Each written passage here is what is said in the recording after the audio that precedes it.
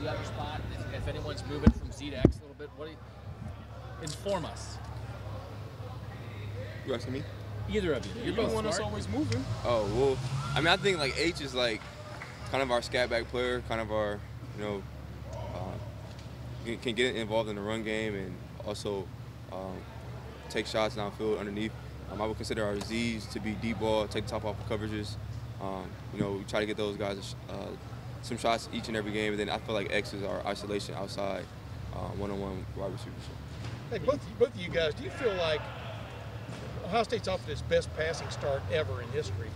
Do you feel like the passing game, from y'all's vantage point, has taken away from the running game and getting it basically went almost off the track a couple of weeks ago and stuff? But just what are y'all's thoughts on that? And do you feel like it could come back this week? Johnnie? I wouldn't say that it has. I don't know. Maybe it has. Maybe it hasn't. We just have a lot of guys in our group, I think, and it's everybody. The coaches try to do a good job of making sure everybody's satisfied, I guess. We have to put more pieces in. We're doing more things to get the running game going. So I mean, it's just, I don't know. We're just trying to be collective in this whole thing, and just trying to get everything clicking as one. Have you felt the emphasis the last 2 weeks on getting it going in practice and stuff? I mean, how's that shown up, and I guess in drills, etc.? Yes, this past 2 weeks, you see the scout linebackers, they're coming down way harder than like usual. Just trying to, I don't know, give the guys a better look, more of a game look, I guess. So I mean, yeah, it's been a great 2 weeks with the bye week last week and this week. You've seen guys, they seem more hungrier this week. Johnnie, when you say that you guys need to do more things to get the run game going, do you mean like you guys as Zone 6 specifically, or just as an offense? As an offense, okay. As a whole, we probably can make better blocks, more blocks, do more outside to open up, things for them guys. So I mean, it's just a collective thing with everybody. Urban said that Chris Olave will probably be more in the rotation with the opening there. Just what have you guys seen out of him that's put him in this position? He's living up to the standard right now. He practices hard. Great practice player. He makes plays. Able to track a deep ball very well. Great hands, great speed. So I mean, he's just been working ever since he got here, and right now he's playing up to the standard. So there's no doubt that when he gets in the game, there's going to be no drop off. It'll be the same. So. I think a lot of people might assume that if there's an opening at X, maybe Jalen Harris would have gotten a shot there. Just from your vantage point, where do you think he is in his development? I think he's on the right track. I think he's going uphill. His last 2 weeks of practice have been the best 2 weeks of practice he's had since he's been a Buckeye.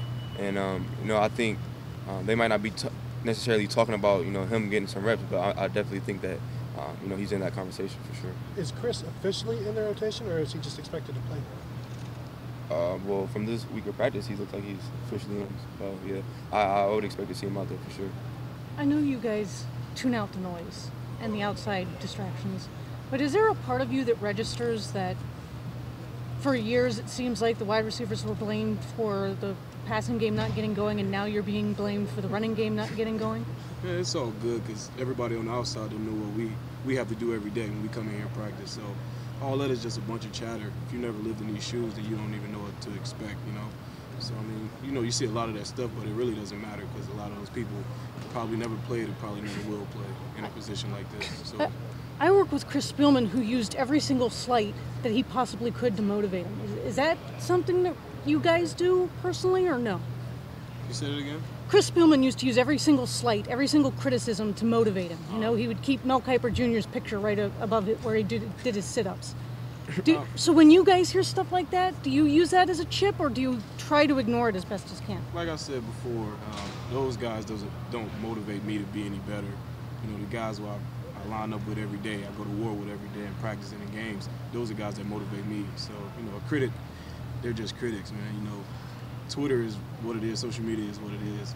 So, I mean, you get a lot of that talk, but, none of the people have to play in opposition. They don't have to do the things we do, so it really doesn't matter. Parris, you personally, do you register that kind of stuff, or are you like Johnnie? I'm 100% like Johnnie. I turn my phone off after football games, good or bad. So it is what it is. When do you turn it back on? The next day. No, he cut it on that night his mom beat his butt.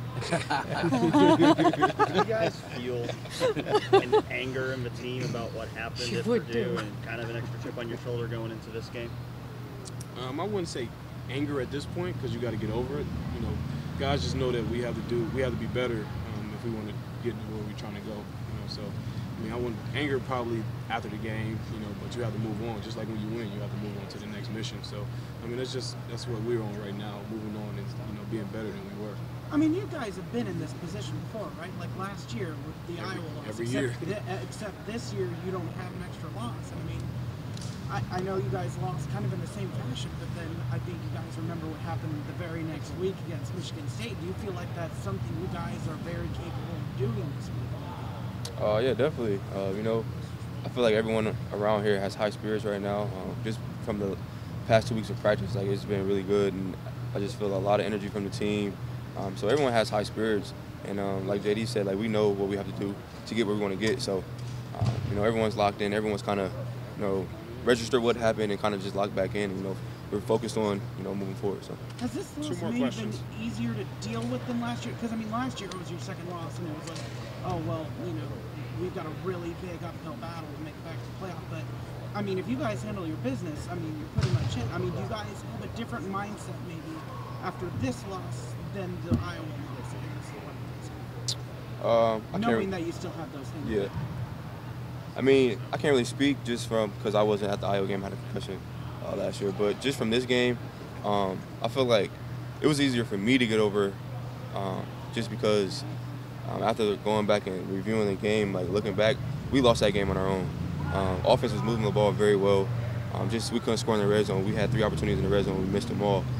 So if we complete on those 3 attempts, that's a completely total different ball game. We go up at halftime, we're up, and then you come back out, and you know we're ready to do what we do. But that was on us. You know, we lost that game. So I think when you can look yourself in the mirror and recognize, you know, that it's your fault, it's easier to move fast. You guys whacked Nebraska the last 2 times y'all played them. What do you see about them that makes you take them seriously this week? Where do you see improvement defensively, et cetera? I mean, well, we take every team serious. You know, it's never you know, a light opponent on our schedule just because week in and week out. You know, the opponent that we're facing, we know that when they see Ohio State on their schedule, they're coming to play their best game, and we truly believe that. Every single person believes that. You know, so we don't take anyone lightly, and just from a defensive standpoint, they're very aggressive. Their DBs are extremely aggressive. They press. It's probably the most press we're going to see, you know, all season. But you know, we're ready for the challenge. You know, guys on the outside like JD, they love when they get pressed. You know, so we're ready for the challenge, and you know, ready to be back on the winning side of this thing. So for sure. And just one really quickly, I mean, how do you guys feel about not having home night game this year? I mean, this is the first time. I love it. Love it. You love it? I'm not a big fan of well, night I know games. you were talking on Twitter a couple weeks ago about having to play a third night game on the road, so I didn't know if you guys were a little bit jealous that you didn't get one at home maybe this year.